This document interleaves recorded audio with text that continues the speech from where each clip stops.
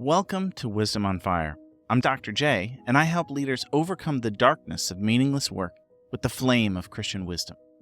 In this episode, we'll look at, first, how I found meaning at work, thinking about the Roman Empire. No, seriously. Part of what happened to me was I was thinking about the Roman Empire, and I started to understand how my work was meaningful. Second, we'll dig into some mental models to avoid traps that I think are really set by the enemy to dehumanize us and devalue our work. And third, we're going to make some meaningful connections to the value of work. And we'll do this in part with the help of a parable of the builders from Christopher Wren. And now let's get into it.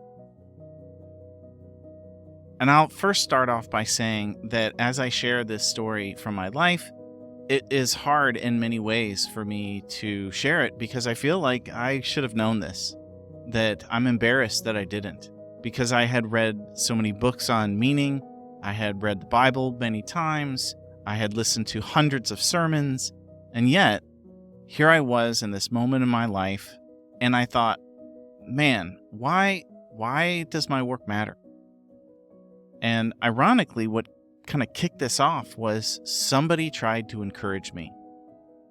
And as you'll hear in just a minute, their words kind of set off this chain of events of me questioning my work and even my own value. It was a dark time for me. I was in marketing at the time, and I was working on a very complex project, and I was trying to get the precise details because I wanted to make sure that the consumer would have a really good experience, that they would understand very precisely what the product was so that when they got it, their expectations would be met. You know, there's nothing special in this. This is pretty standard fare. Anyway, as somebody was seeing how stressed I was over getting all the details right, they tried to encourage me. As far as I know, they were trying to encourage me, and they said, it's just marketing. And I think what they were saying is just relax. It's just marketing. You know, you're not the engineering department.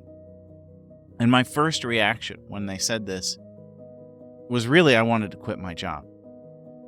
That as they said it's just marketing, what I heard was your job doesn't matter. That these details don't matter. When you're doing marketing, you're just trying to get people to buy stuff. And, you know, all the things that you're concerned about aren't important, so they don't have any meaning. And something kind of fractured in my mind, and I began to apply this kind of logic of devaluation beyond just the job, beyond that particular project. And so I said to myself, what am I even doing here in the marketing department?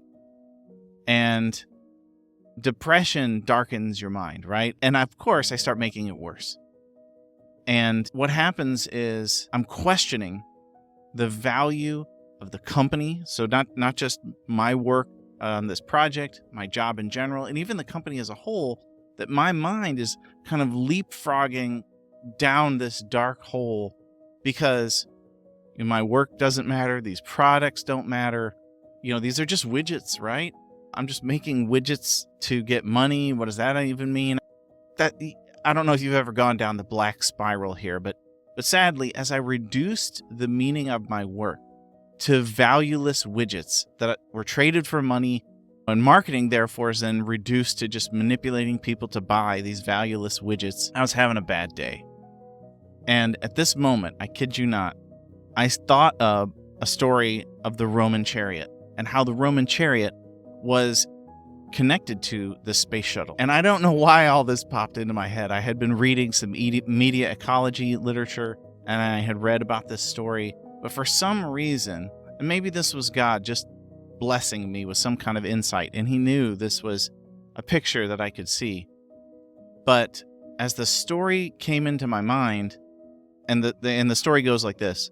In the Roman Empire, and by the way, they standardized things way before Henry Ford, chariots were built essentially, to the width of a couple of horses, and they standardized the dimensions of things, which influenced the dimensions of all the roads that they're famous for, all the technologies involved, wheels, axles, and so forth, were influenced by these Roman designs, which of course, those designs influence how we design carriages, And those carriages eventually just, influenced how we design trains.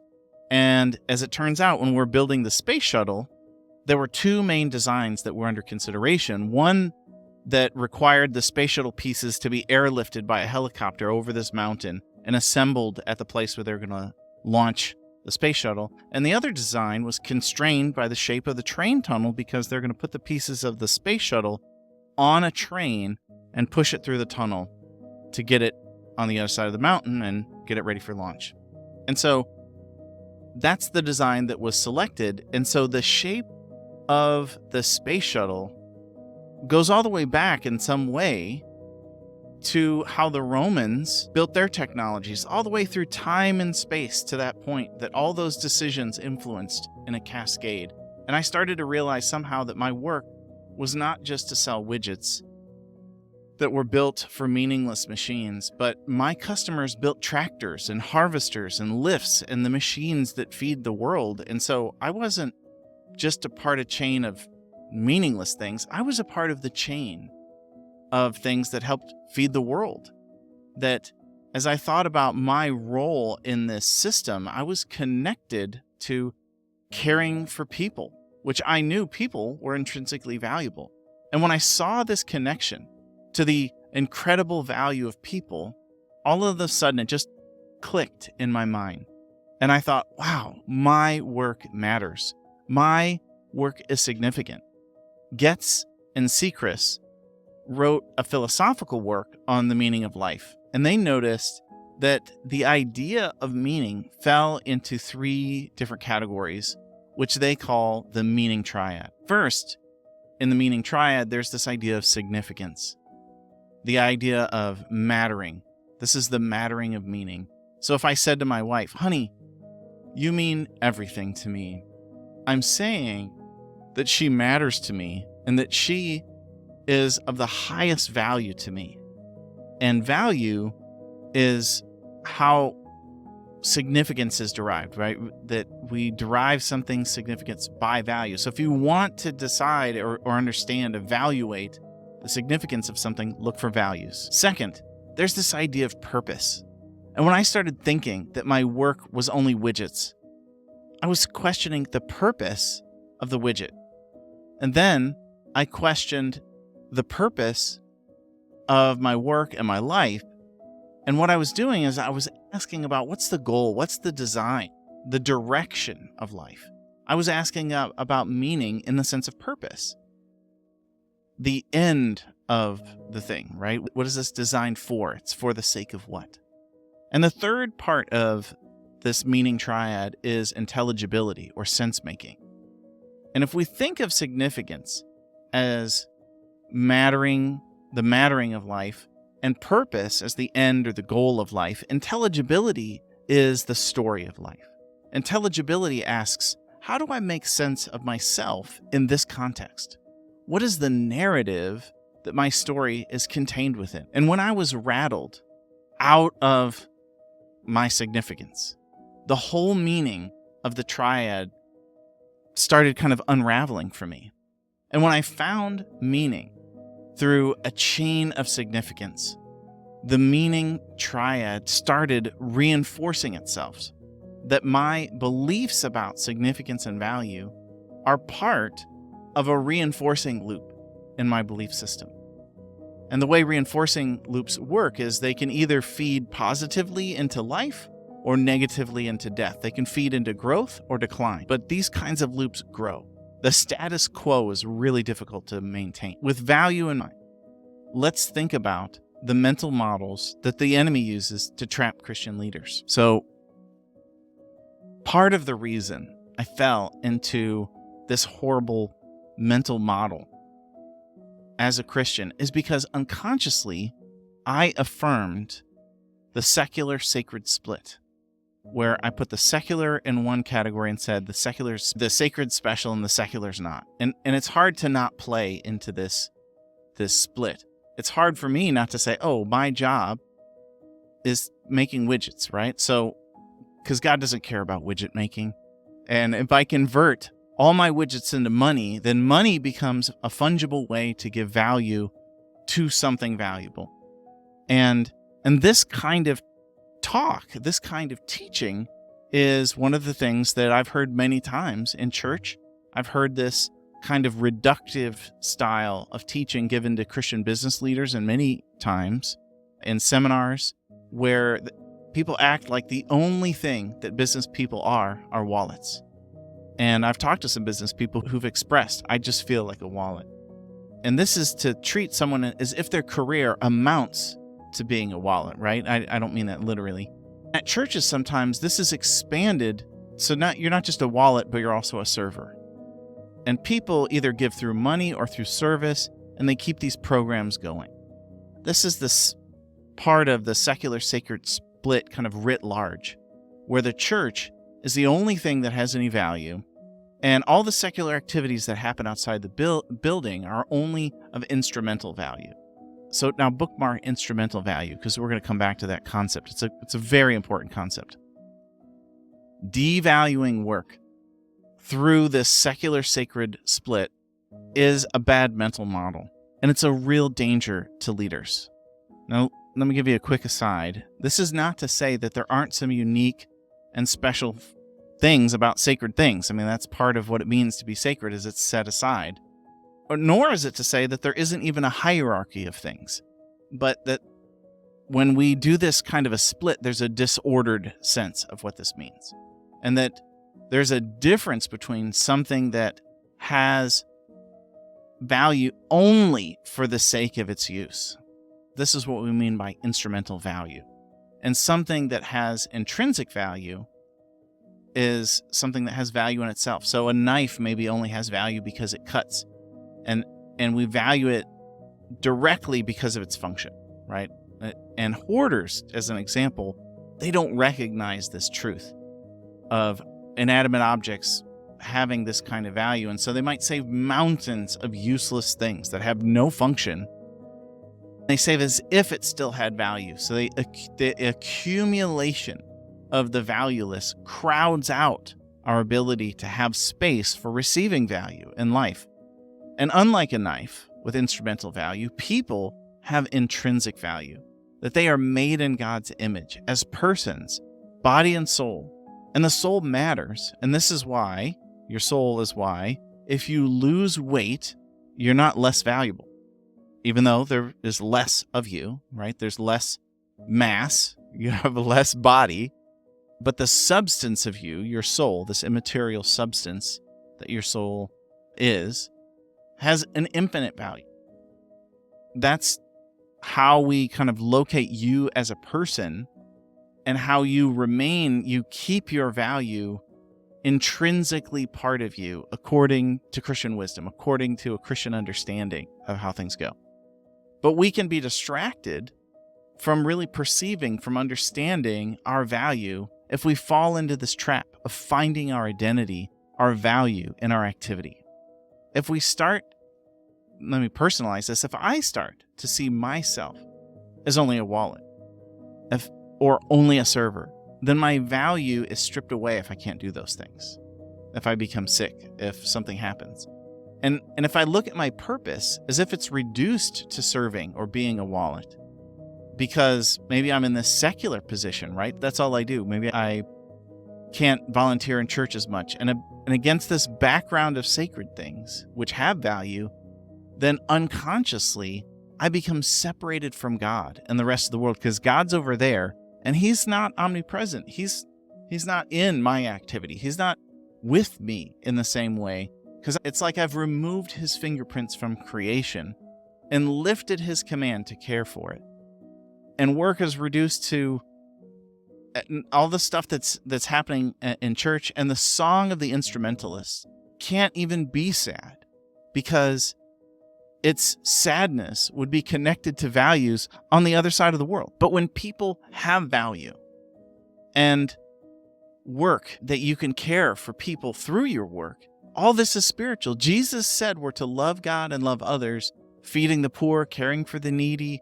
All the things that God really wants us to do today requires things like tractors and mechanics and engineers and even marketing people to help people find the things they need. That somebody has to say, hey, y'all, the food's over there. So for Christian leaders, this is good news. That a world full of work that has intrinsic value, where God's fingerprints are still everywhere, is a world where the work of the worker matters, as does caring for the worker. And God sees every person, because he made them in his image, as having intrinsic value. And that value, endowed by our Creator, is not something we can lose. But if we lose the idea of it, if we don't think that we have it, that in this vacuum of instrumentalization, and if that sucks the value from ourselves, from others, from the work we do, this is bad news. Let me share some books that helped me fortify my mind after I kind of got on the chariot of value, so to speak. The Gift of Work by Bill Heatley really helped me, especially the foreword from Dallas Willard. The foreword from Dallas Willard is great, and that's available online. Next is Every Good Endeavor by Tim Keller and Kathleen Asdorf.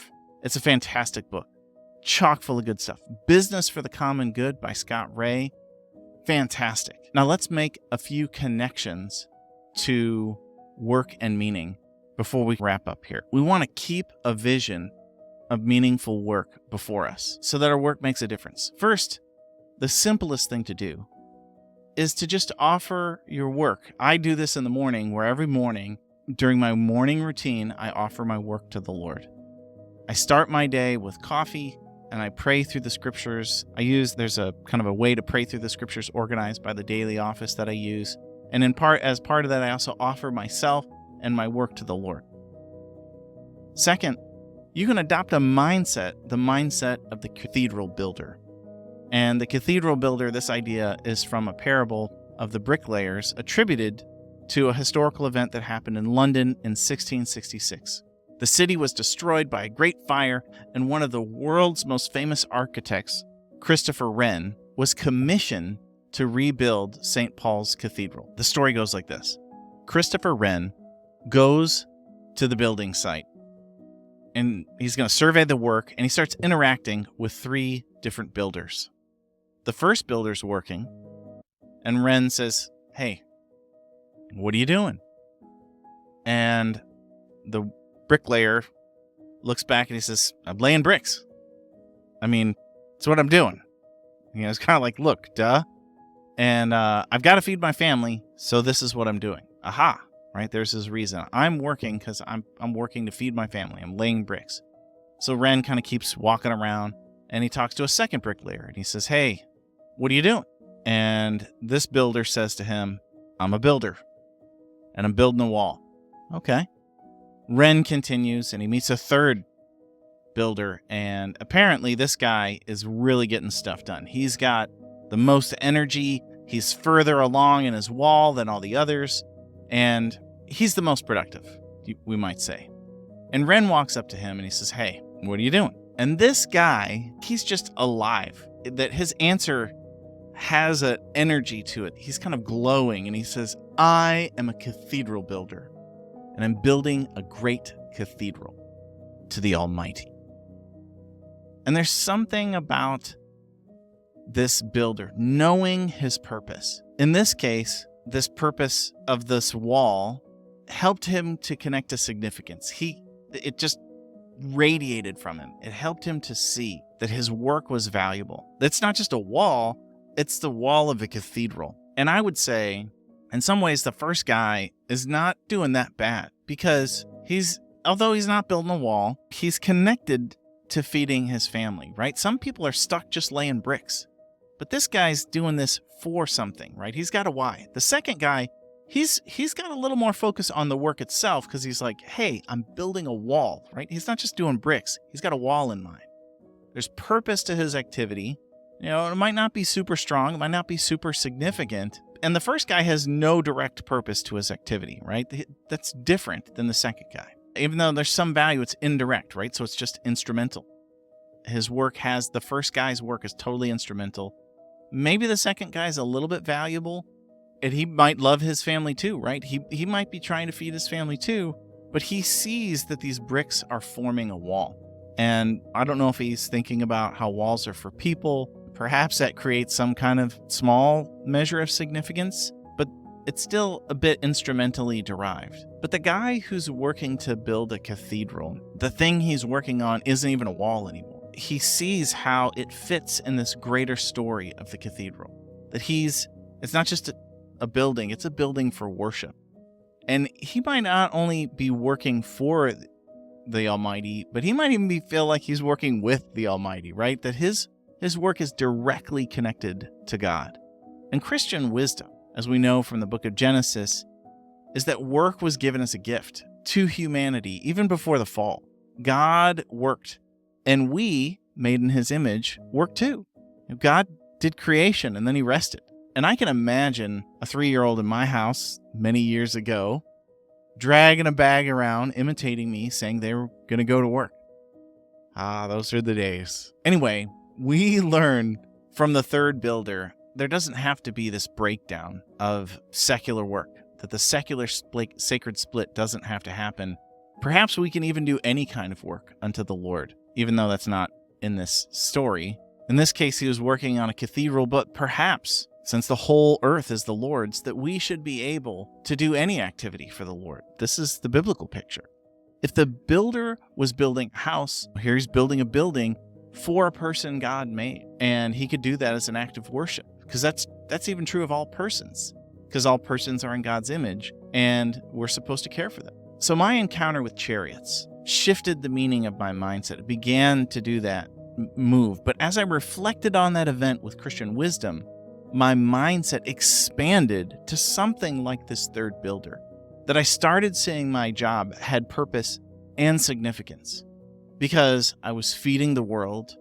There was some meaning, but this is where the sense-making piece comes into play, because I started to make sense of my story in the context of God's story of what he was doing at my work, that I could see how he commanded all his followers to care for others, and that I could also work for him and with him while I was at work, that Jesus knows more about whatever work I'm doing than anyone else, and so I could ask him. Maybe if you want to shift your mindset, you could ask, and you're saying, what does my work mean? Well, first, try evaluating your mindset. What kind of builder are you? Maybe if you're in the first place, you're in the bricklayer place, and maybe you can't make sense of your work, I want to encourage you. It's okay. You can work for your family. That's really a good thing. That's an okay place to be. That's a great place to start. And maybe you want to start by keeping your family in mind every day. That'll keep you maybe from being sucked into the vacuum. That daily you want to start out saying, I'm doing this for my family. And you go to work. But perhaps you can go a little more. Maybe some of you are trying to make sense out of work itself, and you're more in that second bricklayer place. You started to see the vision of the company. You're making a wall. And hey, you can keep your family in mind too. And you can learn about building a wall, and you can join and do more with your company and your teammates. And the why of your family could still be there. But perhaps you want to shift to that third worker, where you can not only have your family and build a wall, but you could build a cathedral. This idea of a cathedral is not just that it's for God, but it's also for God's people. There's so many layers of how you can join God in your work, and he can show you that. So you can ask yourself, which kind of bricklayer are you? And you can ask God for some help to help you. Maybe you can say, hey, God, help me see purpose in my life. Help me see significance. Help me see what work you're doing. Maybe I can join you. Maybe this is another opportunity for you to reflect on the Roman Empire. Maybe there's a chance for you to see God at work in your work and the things that you do. And you can connect the value of what he's doing maybe a little bit more directly to what you're doing. Now, if you got any value from this, hit like and subscribe. And if you have a suggestion for something that you think maybe Wisdom on Fire should do in a future episode, throw that in the comments. I'd be happy to consider it for a future episode. For now, let's fan the flame of Christian wisdom. Until next time.